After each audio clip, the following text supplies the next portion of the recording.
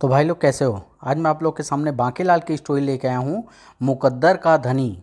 चलिए कहानी स्टार्ट करते हैं।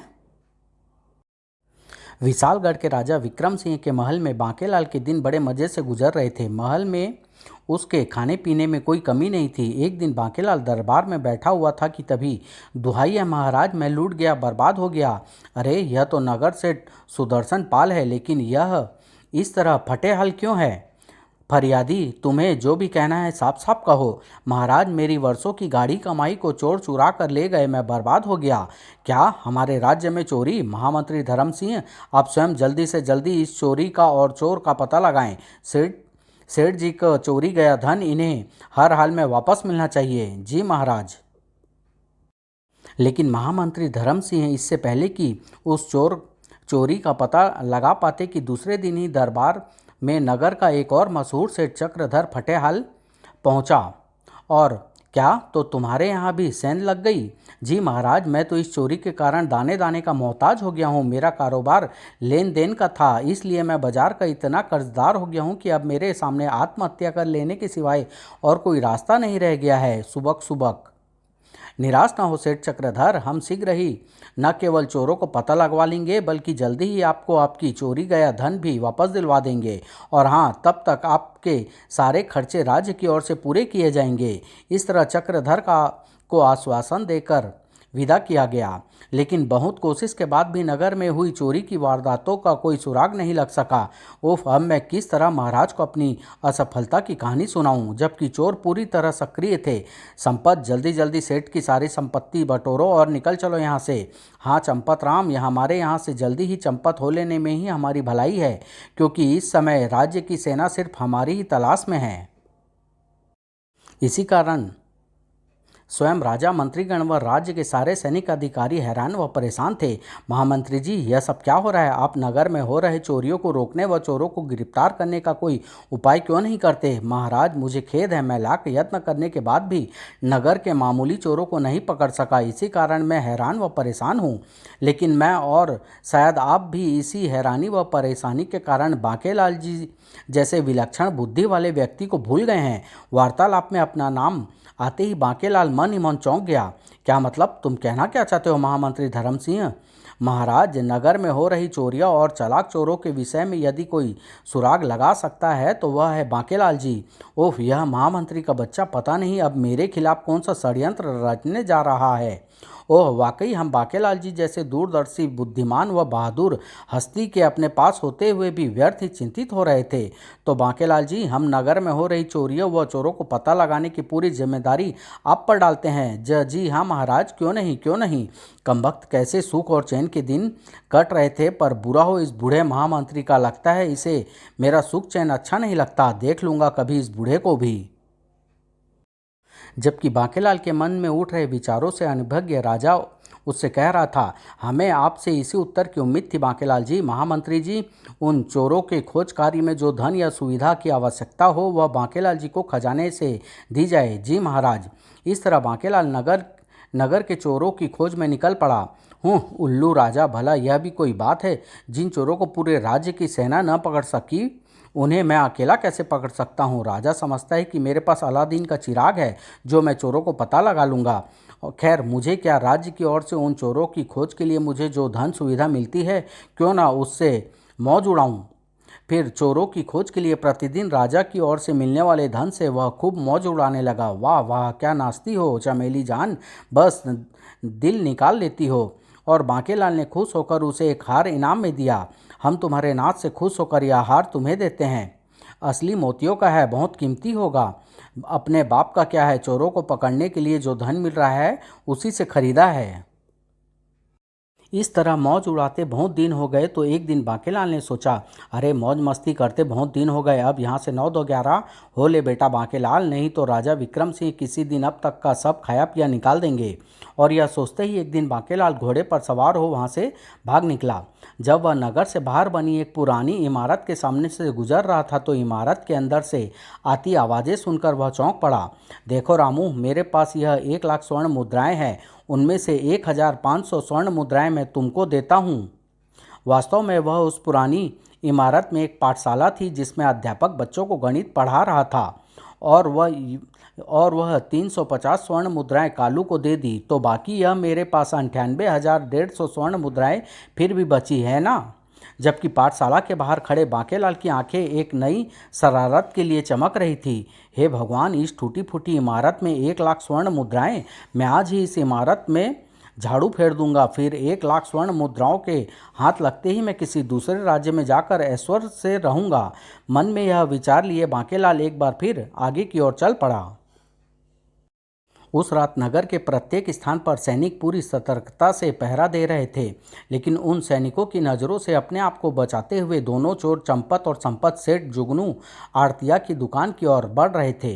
थोड़ी देर बाद वे दोनों सेठ जुगनू आड़तिया की दुकान पर छत से नकब काट कर उनकी दुकान के माल को साफ करने में लगे हुए थे। वाह भाई संपत, आज तो हमारी आशा से अधिक संपत्ति हमारे हाथ लगी है।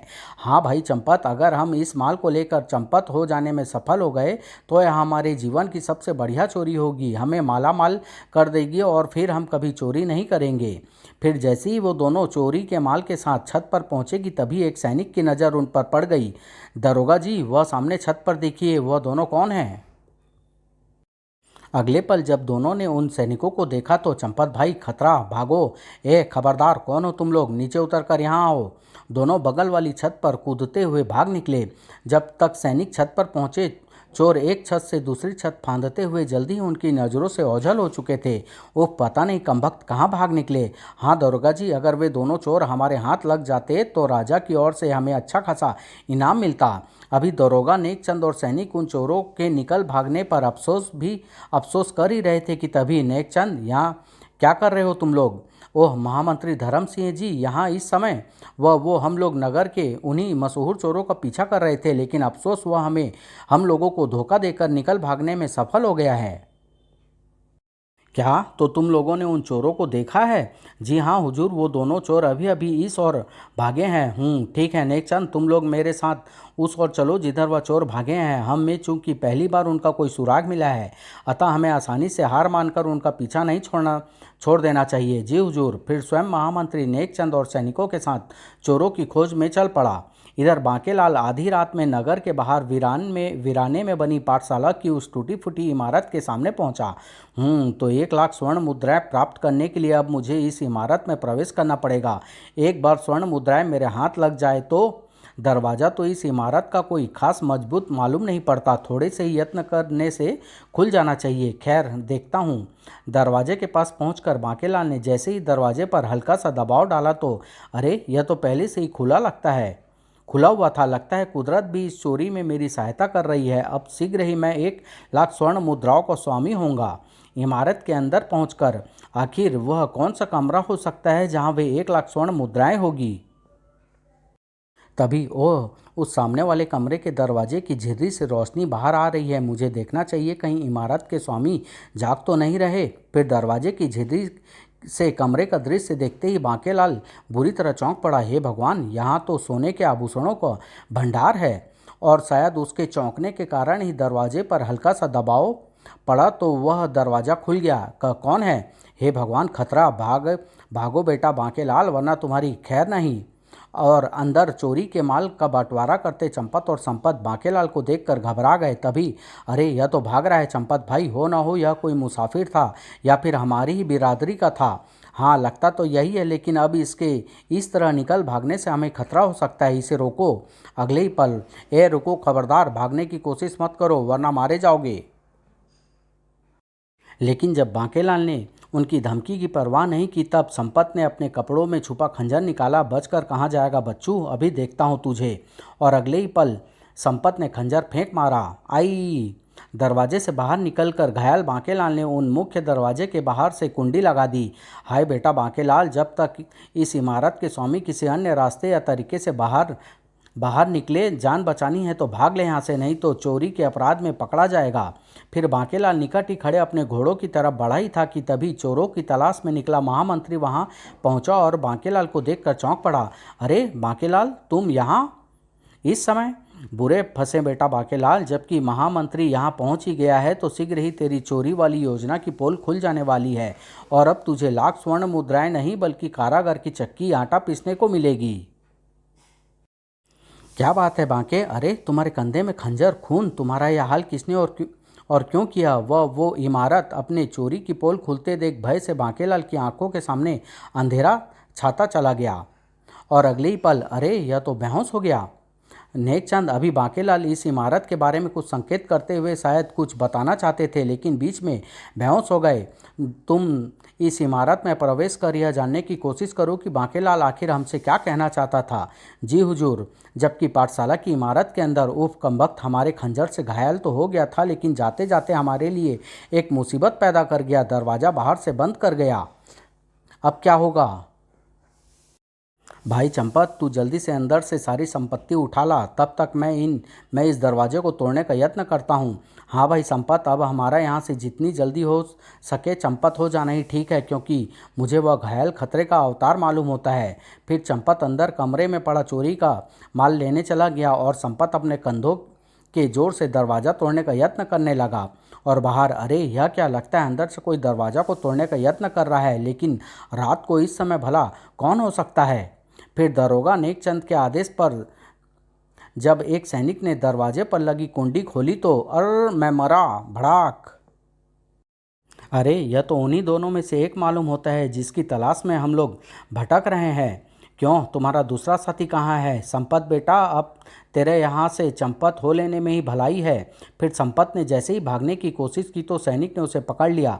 भागकर कहाँ जाओगे बच्चू? उफ, अब तो फंस गया मैं चक्कर में।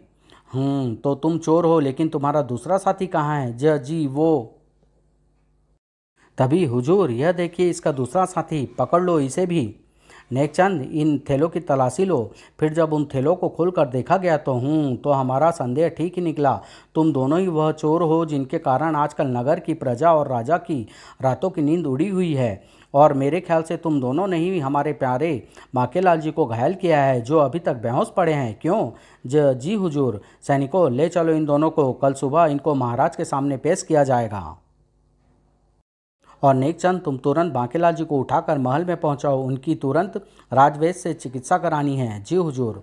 फिर 2 दिन बाद जब बांकेलाल को होश आया तो ओह शुक्र है बांकेलाल, भगवान का, बांकेलाल को होश आ गया।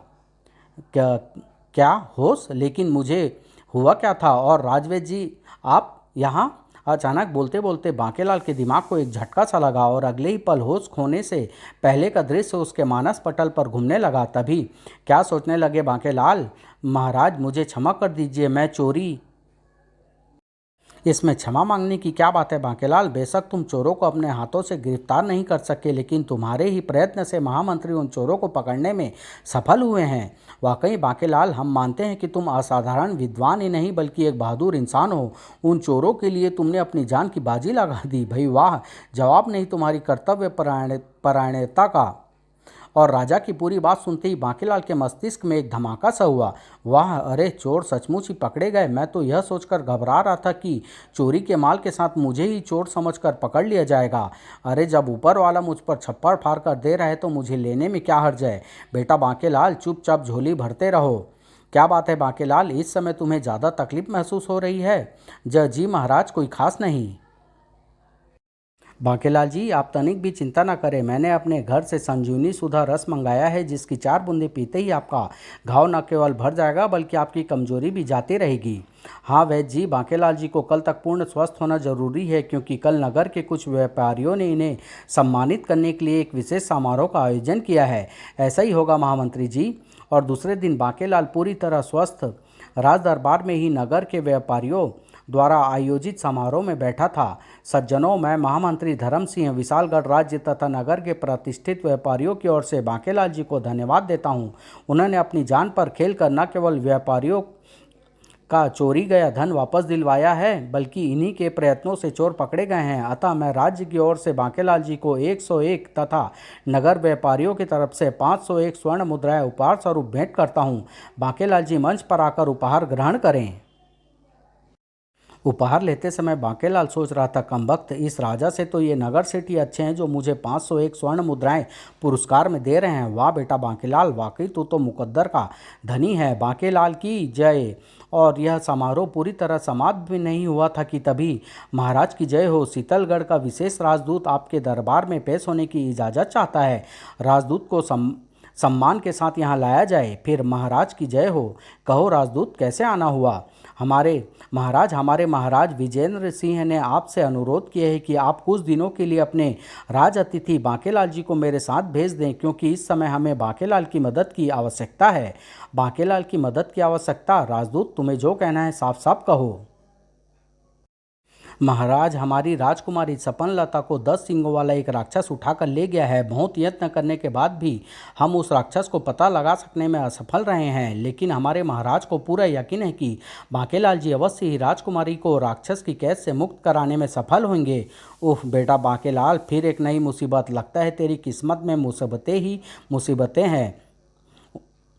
उन दिनों बांकेलाल विशालगढ़ ही नहीं, आसपास के सारे राज्यों में लोकप्रिय था। अवश्य राजदूत, हमें अपने मित्र के किसी काम आने पर बेहद खुशी होगी, और बांकेलाल, हमें विश्वास है कि तुम हमारी जुबान की इज्जत रखते हुए शीतलगढ़ अवश्य जाओगे। जी मैं। और उससे पहले कि बांकेलाल कुछ कहता कि तभी महाराज बांकेलाल जी और आपकी बात काट दे। ऐसा कभी नहीं हो सकता। क्यों बांकेलाल जी? जी हाँ महाराज, हमें तुमसे ऐसे ही उत्तर की आशा थी बांकेलाल। कमबख्त, मुझे मौत के मुंह में धकेल कर कैसे खुश हो रहे हैं सब। बांकेलाल की जय, बांकेलाल की जय। महाराज, मैं शीतलगढ़ जाऊंगा अवश्य, लेकिन राजदूत के साथ नहीं, अकेला जाऊंगा, और वह भी आज नहीं कल जाऊंगा, जैसी तुम्हारी इच्छा। फिर शीतलगढ़ का राजदूत उस दिन वापस लौट गया, और बांकेलाल दूसरे दिन पूरी तैयारी के साथ शीतलगढ़ की ओर चल पड़ा। ईश्वर तुम्हें इस बार, हर बार की तरह इस बार भी सफलता प्रदान करे। फिर लगातार यात्रा के बाद बांकेलाल जब एक घने जंगल से गुजर रहा था तो वाह, इतनी बढ़िया सुगंध! भला यह किस चीज़ की सुगंध हो सकती है? कुछ दूर आगे बढ़ने पर वाह अद्भुत, इतनी सुंदर हिरनी और हिरण! अगर मैं इन्हें मार लूँ तो इनकी खाल की मुझे अच्छी कीमत मिल सकती है। मन में यह विचार आते ही बांकेलाल ने घोड़ी की पीठ पर लटक रही दोनों तलवारें निकाली, जो अगर मैं एक साथ आक्रमण करके इन दोनों को न मार सका तो हो सकता है इनमें से एक भाग निकले, और दबे दबे अंदाज में निकट ही घास चर रहे हिरण और हिरनी की ओर बढ़ा। ठीक उसी समय हिरनी और हिरण पर घात लगाए बैठे एक शेर ने छलांग लगाई। अरे बाप रे! भयभीत बांकेलाल पलटा और फिर, धन्यवाद मित्र, तुमने मेरे और मेरी हिरणी के जीवन की रक्षा की है। अतः बदले में मैं तुम्हें यह कस्तूरी देता हूँ, जिसकी सुगंध के आगे सब सुगंध छिप जाती है। आए। इतना कहकर हिरण ने अपनी नाभि में लगी कस्तूरी अपने मुंह से निकालकर बांकेलाल के सामने डाल दी। फिर शीतलगढ़ पहुंचने पर बांकेलाल का राजा द्वारा भव्य स्वागत हुआ। आओ आओ बांकेलाल जी, आपके आ जाने से मेरा खोया हुआ विश्वास पुनः लौट आया है। मुझे विश्वास है कि आप 10 सींगों वाले राक्षस से मेरी बेटी को अवश्य ही मुक्त करा लाएंगे। मूर्ख, मुझे क्या पड़ी है कि मैं तेरी बेटी के लिए अपनी जान मुसीबत में डालूं। जी हाँ महाराज, आपके विश्वास को ठेस न लगे इसका मैं पूरा ख्याल रखूंगा। और फिर उस रात उसे 36 प्रकार के स्वादिष्ट भोजन कराया गया। वाह क्या नीति है! बलि के बकरे को खिला पिलाकर मस्त कराया जा रहा है, लेकिन मेरा नाम भी बांकेलाल है। निपट लूँगा इस राजा के बच्चे से भी। और दूसरे दिन दरबार में, बांकेलाल जी, उस राक्षस की खोज के लिए आपको किस तरह की आवश्यकता हो हमें बताएं। महाराज, सबसे पहले तो मैं यह जानना चाहूँगा कि वह राक्षस राजकुमारी जी को उठाकर किस दिशा में ले गया है। उत्तर दिशा में और जंगल की ओर। ठीक है महाराज, आप मेरे साथ 5 सैनिक भेज दें। मैं अभी राजकुमारी जी की खोज में जाना चाहता हूँ। फिर 5 सैनिकों के साथ बांकेलाल राजकुमारी समनलता की खोज में उत्तर दिशा की ओर चल पड़ा। हे भगवान, सब कुछ हो, लेकिन मेरा सामना उस 10 सिंगों वाले राक्षस से ना हो। फिर मैं कुछ दिनों की तलाश के नाटक के बाद यहाँ के राजा से क्षमा मांगकर अपनी जान बचा लूँगा। और बांकेलाल अपने 5 सैनिक साथियों के साथ जंगल में कुछ ही आगे बढ़ा था कि तभी अगले ही पल, वाह मानव, आज तो भोजन खुद चलकर मेरे पास आया है। वाह, उफ, आज तो मारे गए 10 सींगों वाला राक्षस। देखते ही देखते राक्षस एक एक करके 5 सैनिकों को खा गया, और अंत में, मुझे छोड़ दीजिए राक्षस राज, मैं आपके बहुत काम आऊँगा। बस एक बार आप मेरी जान बख्श दीजिए। तुम एक अदना से इंसान और मेरी किसी काम आओगे? जी राक्षस राज, मैं आपके भोजन के लिए प्रतिदिन 5 ऐसे ही हट्टे कट्टे सैनिक यहीं पहुंचा सकता हूं। तुच्छ मानव, तू मुझे मूर्ख समझता है। मैं तेरी बातों को कदापि भरोसा नहीं कर सकता। राक्षस राज, मैं भगवान शिव की सौगंध खाकर कहता हूं कि मैं प्रतिदिन 5 सैनिक को आपकी सेवा में हाजिर किया करूंगा। बांकेलाल की बात सुनकर राक्षस सोचने लगा, अगर यह अपने कथा अनुसार प्रतिदिन 5 मनुष्यों को यहीं ले आया करे तो मुझे अपने भोजन की तलाश में भटकना ना पड़े। और अब चूंकि मेरा पेट भी भर चुका है तो क्यों ना मैं इसकी बात मानकर इसे छोड़ दूं। यह सोचकर, ठीक है मनुष्य, मैं तेरी बात पर यकीन किए लेता हूँ, लेकिन याद रख मुझे धोखा देने की कोशिश मत करना, वरना राक्षस राज मैं आपको धोखा देने का कभी प्रयत्न नहीं करूँगा। इस तरह 10 सींगों वाले राक्षस से अपनी जान बचाकर बांकेलाल जब वापस राजमहल पहुंचा तो, आओ बांकेलाल, हम तुम्हारा इंतजार कर रहे थे, लेकिन हमें तुम्हारे साथ वे 5 सैनिक नहीं दिखाई दे रहे जो तुम्हारे साथ गए थे। क्या सैनिक अभी तक वापस नहीं लौटे? बांकेलाल ने चौंकने का शानदार अभिनय किया। तुम इस तरह चौंके क्यों बांकेलाल? 5 सैनिक तो तुम्हारे साथ ही थे, फिर वे तुम्हारे साथ नहीं लौटे तो इसका कारण भी तुम्हें ही मालूम होगा। जजी महाराज, दरअसल हमारे जंगल में प्रवेश करते ही एकाएक जोरों की आंधी चली और फिर वे 5 सैनिक मुझसे बिछड़ गए और मैं बड़ी मुश्किल से यहाँ पहुँचने में सफल हो पाया हूँ। वह पता नहीं वे सैनिक रास्ता भटक गए हैं या किसी मुसीबत में फंस गए हैं। खैर बांकेलाल, तुम भोजन करके विश्राम करो, बाकी कल देखा जाएगा। दूसरे दिन दरबार में, सेनापति, हमारे 5 सैनिक वापस लौटे या नहीं जो कल बांकेलाल के साथ गए थे? जी नहीं महाराज। मूर्ख राजा, तुम्हारे वे 5 सैनिक अब उस दुनिया में पहुंच चुके हैं जहां से आज तक कोई नहीं लौटा, और मैं धीरे धीरे तेरी सारी सेना भी वहीं पहुंचा दूंगा। बड़ा आया था मुझे मौत के मुंह में धकेलने वाला। बांकेलाल, तुम्हारा आज का क्या कार्यक्रम है? महाराज, मैं आज भी उस 10 सींगों वाले राक्षस की तलाश में जाऊंगा, किंतु आज हम सिर्फ 6 लोग जाएंगे, यानी एक मैं और मेरे साथ 5 बहादुर सैनिक। सेनापति, तुम सेना के 5 बहादुर सिपाही बांकेलाल के साथ भेज दो। जी महाराज। फिर बांकेलाल 5 सैनिक के साथ उत्तर दिशा की ओर चल पड़ा। काश इन्हें पता होता कि यह राजकुमारी की खोज में नहीं, मौत के मुंह में जा रहे हैं। फिर बांकेलाल सैनिक सहित उस जब राक्षस द्वारा निर्देश स्थान पर पहुंचा तो, अरे जंगल में इतना सुंदर महल, भला यह महल किसका हो सकता है? आओ देखे इसमें कौन रहता है। राजकुमारी, यह मेरे प्राणों प्रिय तोता है, कोई इसकी तरफ टेढ़ी नज़र से भी देखेगा तो मैं इसकी बोटी बोटी चबा जाऊंगा। और राजकुमारी, मैं तुमसे प्रेम करता हूँ, लेकिन अरे यह क्या मानव गंध, देखें कौन आया है मौत के मुंह में। अगले ही पल 10 सींगों वाला राक्षस, आहा मानव, मैं तुमसे खुश हुआ, वाकई तुमने मेरे लिए उत्तम भोजन का प्रबंध किया है। राक्षस राज, मैं तो आपकी हमेशा ऐसे ही सेवा करने के लिए वचनबद्ध हूँ। आपका भोजन हाजिर है, भोजन कीजिए। ओह धोखा? क्या धोखा? नहीं मानव, मैं इन्हें नहीं खाऊंगा, बल्कि मुझे अपने देवता सुम्बा शैतान को प्रसन्न करने के लिए ऐसे ही 101 मनुष्यों की आवश्यकता है, ताकि मेरा देवता प्रसन्न होकर मुझे साधारण मानव सा आकार व इस राजकुमारी के अनुरूप सुंदर रूप दे, ताकि मैं इससे ब्याह कर सकूं। अतः मानव, अब तुम्हें मेरे लिए कल तक 100 मनुष्यों को यहाँ पर लाना है, समझे? 100 किंतु परंतु कुछ नहीं, कल तक तुम्हें 100 मानव यहाँ पहुँचाने हैं, वरना मैं तुम्हें कच्चा चबा जाऊँगा। जी राक्षस राज। बांकेलाल जाने के लिए मुड़ा, किंतु तभी ध्रुव, बांकेलाल विश्वासघाती, तूने हमारे महाराज के साथ और हमारे साथ विश्वासघात किया है। ईश्वर इसके लिए तुझे कभी माफ़ नहीं करेगा। नीच, तू मेरे पिताजी के साथ विश्वासघात कर रहा है, मैं तुझे जिंदा नहीं छोड़ूंगी। उफ राजकुमारी, इसे पहले मेरे लिए 100 मनुष्यों की व्यवस्था कर लेने दो, ताकि मैं सुंदर मानव जैसा हो जाऊं। फिर यदि तुम कहोगी तो मैं इसे कच्चा चबा जाऊंगा। मैं थूकती हूँ तुम पर, इस कमीने इंसान पर, थू। फिर वापस राजमहल लौटते हुए बांकेलाल सोच रहा था, बेटा बांकेलाल, राजकुमारी सपनलता की जिंदगी तेरी मौत का पैगाम है, क्योंकि यदि राजकुमारी कभी राक्षस की कैद से भाग निकलने में सफल हो गई या फिर राक्षस राजकुमारी से ब्याह करने में सफल हो गया तो राजकुमारी राजा को तेरी मक्कारी की कहानी सुना देगी और तब तेरे गले में होगा फांसी का फंदा। बस बेटा बांकेलाल, यह समझ ले कि राजकुमारी का जीवन तेरी मौत है और राजकुमारी की मौत तेरा जीवन। जल्दी से किसी तरह राक्षस के हाथों राजकुमारी को ठिकाने लगा और फूट ले यहाँ से, जान बची तो लाखों मिलेंगे।